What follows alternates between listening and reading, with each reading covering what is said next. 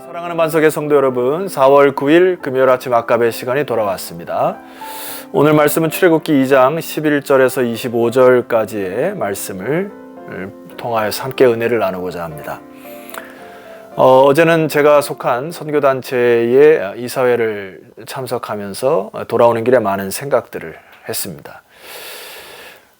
하나님의 부르심의 시점도 다 다르고, 또 하나님의 일을 하는 내용도 다르고, 또 그들의 삶도 환경도 다 다른 사람들이 이 하나님의 영광을 위하여 모여서 공통적으로 일을 한다는 것이 너무나 감격스러웠고, 또 하나님께서 앞으로 어떤 일을 이루어 가실까 굉장히 기대되었던 밤이었기도 합니다.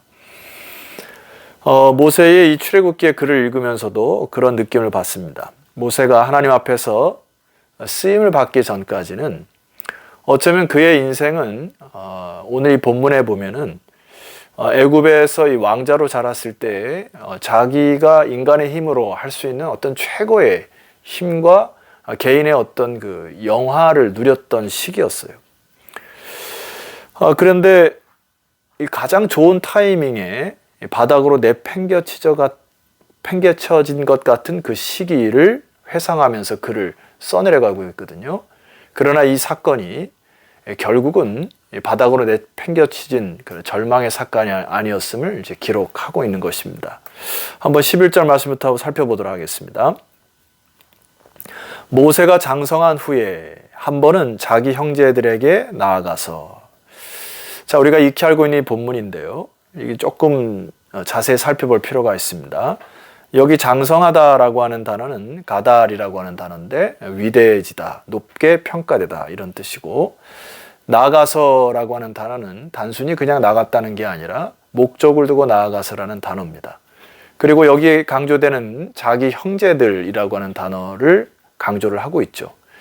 그래서 이것을 다시 좀 적어보면, 모세가 애굽 왕궁의 주변의 사람들에 의하여 높게 평가되어진 그 시점에 어느 날 자기 동족, 자기 형제들을 도울 특정한 목적을 가지고 나가매, 이런 뜻입니다.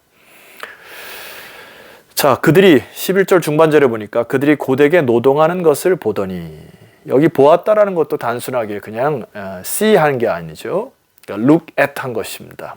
그러니까 stare at, 이렇게 주목하다, 숙고하다라는 뜻이거든요.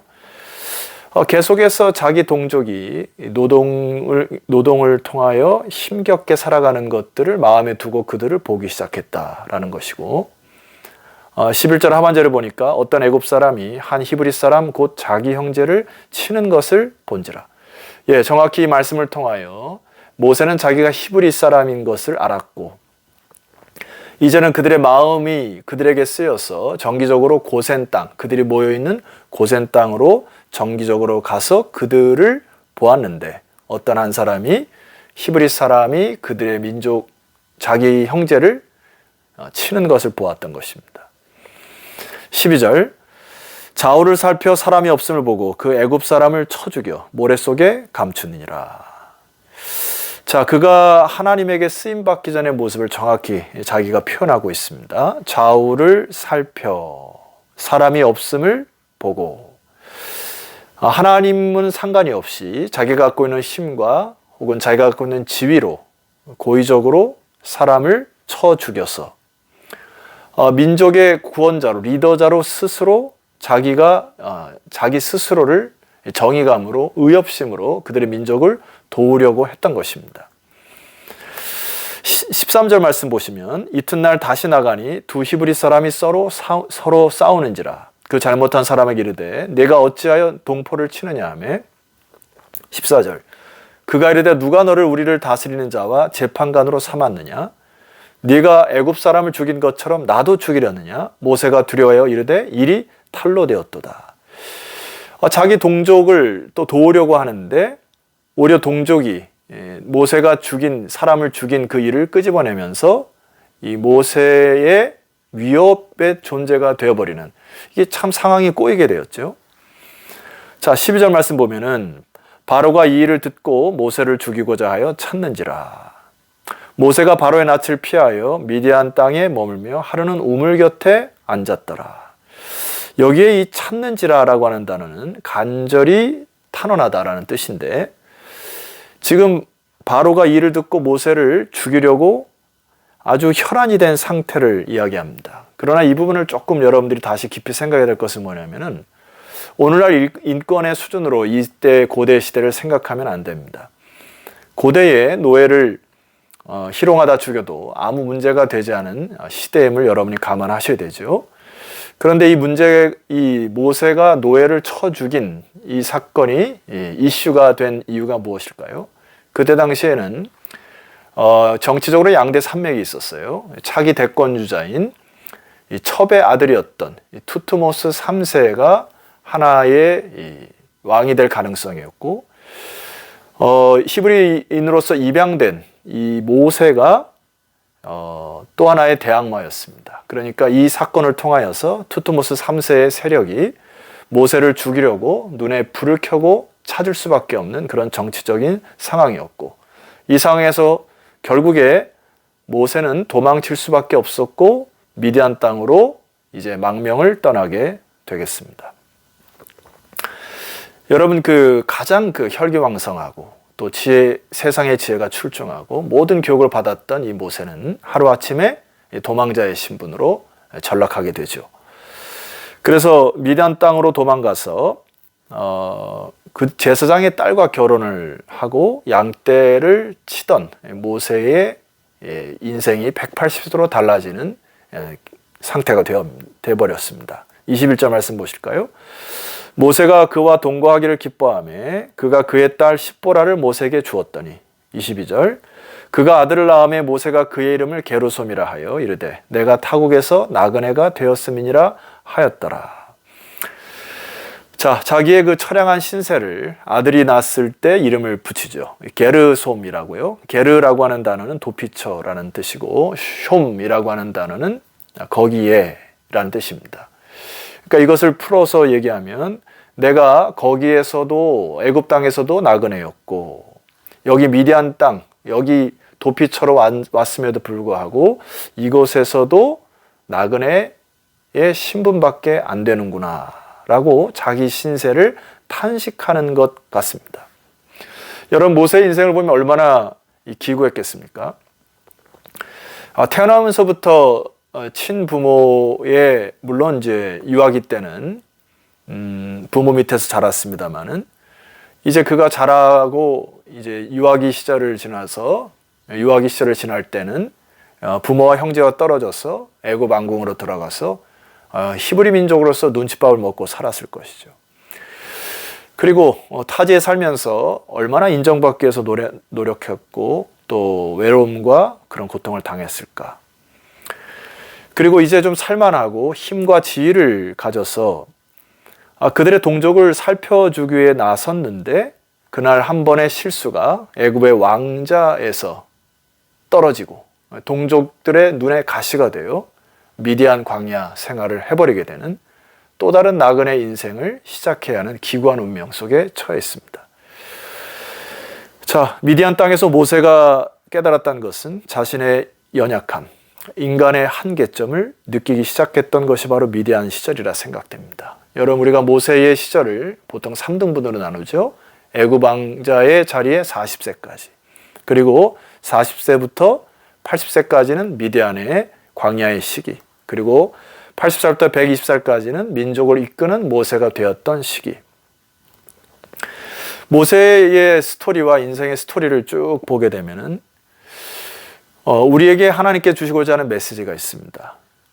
저와 여러분에게 찾아온 광야와 같은 시기가 있을 수 있어요. 그리고 남들이 알지 못하는 고통의 터널을 지날 때가 있습니다. 그런데 그 시기를 원망과 불평으로만 지난다거나 좌절함으로 낭망해서는 안 됩니다. 이 전체 모세의 스토리를 통해서 우리는 합력하여 선을 이뤄가는 하나님을 보셔야 된다는 이야기죠.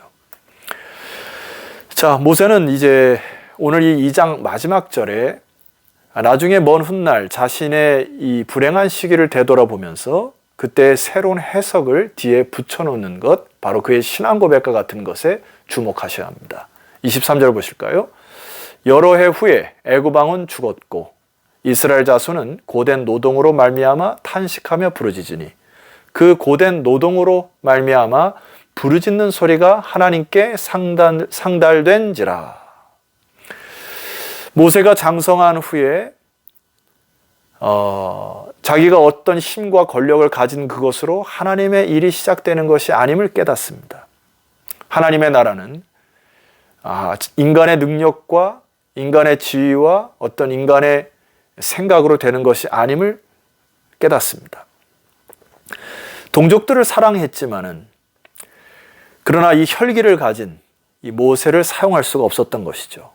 그런데 오늘 이 얘기는 무엇이죠? 오히려 하나님은 이러한 고통 속에서 마치 심령이 가난한 자들이 되어 하나님께 부르짖는 탄식의 소리를 들으시고 시작하시는 것을 깨닫기 시작합니다. 24절 보세요. 하나님이 그들의 고통 소리를 들으시고 그 부르짖는 소리, 하나님께 간절히 외치는 그 상한 심령들이 늘어날 때 하나님은 그 기도를 듣고 역사의 타이밍에 하나님이 개입하셨다는 이야기시죠.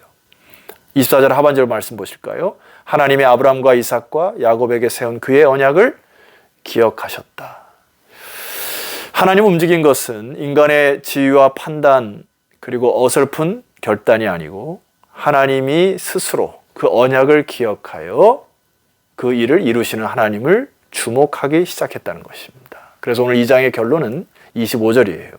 하나님이 이스라엘 자손을 돌보셨고 하나님이 그들을 기억하셨더라.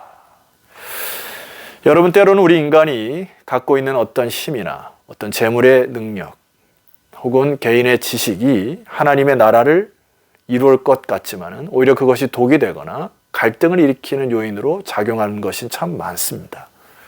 그러나 모세를 통해서 하나님께서 우리에게 말씀 메시지를 볼까요? 미디안의 40년의 세월이 인간의 힘이 쫙 빠지고 자신의 생각과 지혜가 너무 형편없음을 느끼고 이제 비로소 하나님을 의뢰하고 모든 시선을 주님께 드릴 때 비로소 하나님이 일하기 시작하시는 그 놀라운 것들을 모세는 우리에게 간증과 체험으로 권면하고 있습니다. 성도 여러분, 하나님께서 그들의 자손을 돌보셨고 하나님이 그들을 기억하셨듯이 오늘도 우리를 돌보시고 하나님은 우리를 기억하실 것입니다. 저마다의 다른 환경, 또 다른 임무, 또 다른 부르심이 있겠습니다마는 우리가 합력하여 아름다운 주의 나라를 이뤄가는 주님의 백성이 되시기를 주의 이름으로 축원합니다. 기도드리겠습니다. 하나님 아버지, 감사합니다. 모세를 통하여 우리에게 말씀하시는 이 메시지를 듣게 하시니 감사합니다. 인간의 생각과 지혜와 나의 능력으로 주의 일을 하려고 하는 우매한 일에서 벗어나게 하시고 전적으로 하나님께 부르짖고 또 하나님의 역사를 사모하는 자들이 일어나 합력하여 선을 이루는 아름다운 주님의 공동체가 되게 하옵소서. 예수 그리스도 이름으로 기도드렸사옵나이다. 아멘. 자, 성도 여러분, 내일 아침은 출애굽기 3장으로 여러분 찾아뵙도록 하겠습니다. 내일 뵙겠습니다.